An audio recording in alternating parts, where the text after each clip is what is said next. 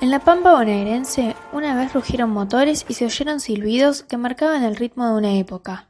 Hoy, el silencio reina en los andenes, pero la memoria del Ferrocarril Provincial de Buenos Aires permanece viva. Fundado en 1907, el Ferrocarril Provincial nació de la necesidad de conectar la ciudad de La Plata con el interior de la provincia.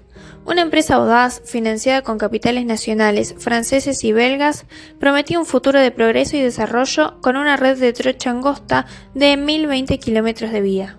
Bajo el impulso del gobernador Marcelino Ugarte se trazaron 3 ramales principales: Avellaneda, Olavarría, Loma Negra y Mirapampa. La estación La Plata, ubicada en las calles 17 y 71, era el corazón palpitante del ferrocarril. Un edificio imponente, proyectado por el ingeniero Enrique de Entremont, con rasgos arquitectónicos clásicos de origen francés. En su planta baja, la oficina de tráfico y las dependencias de prestación atendían a miles de pasajeros diariamente. En la planta alta, la gerencia supervisaba el complejo entramado de operaciones.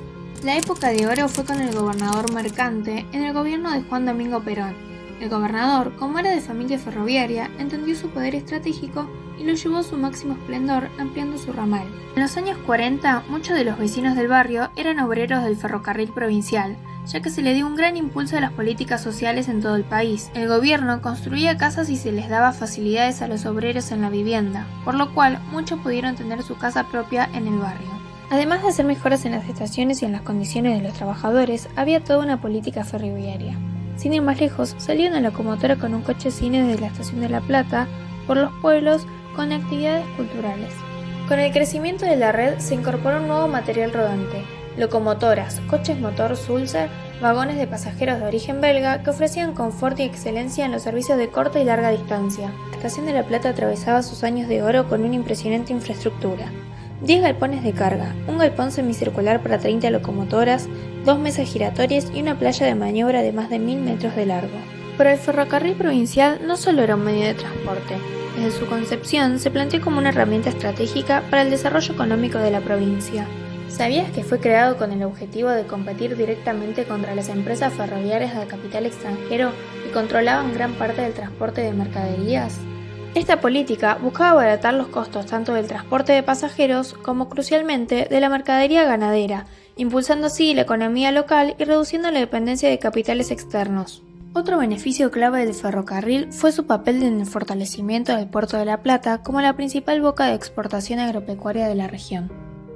Un dato curioso y poco conocido es que el ferrocarril provincial tuvo su propia revista llamada El Ferrocarril Ilustrado, dirigida por el artista platense Adolfo Travazio. La revista no solo publicaba noticias del ferrocarril, también incluía secciones de arte y literatura americana, promoviendo la cultura y el intercambio de ideas. Su objetivo principal era la difusión de información técnica relacionada con la agricultura y la ganadería, vital para la economía de la provincia.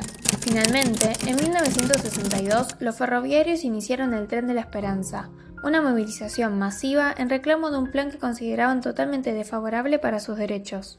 ¿Conocés su historia? Este acto de resistencia ferroviaria marcó un momento crucial en la lucha por los derechos de los trabajadores y refleja la creciente tensión social de la época. La historia del ferrocarril provincial también estuvo marcada por el declive.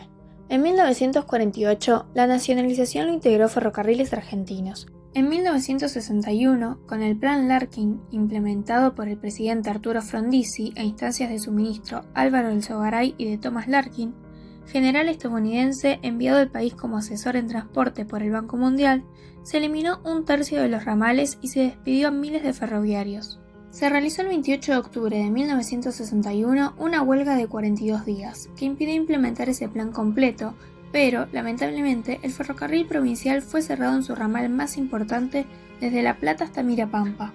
En 1964 se abrieron algunos tramos de la línea, pero lamentablemente faltaba mucho material rodante y no recuperaron a gran parte de los trabajadores.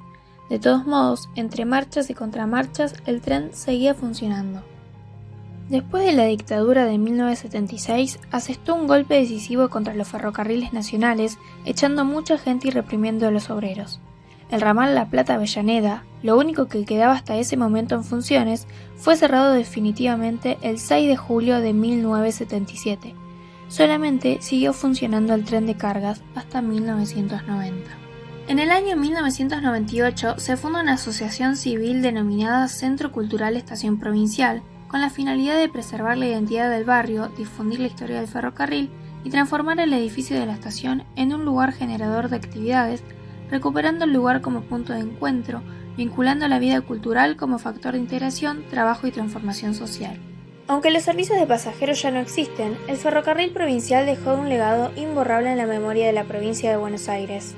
Un símbolo de progreso, conexión y lucha que merece ser recordado.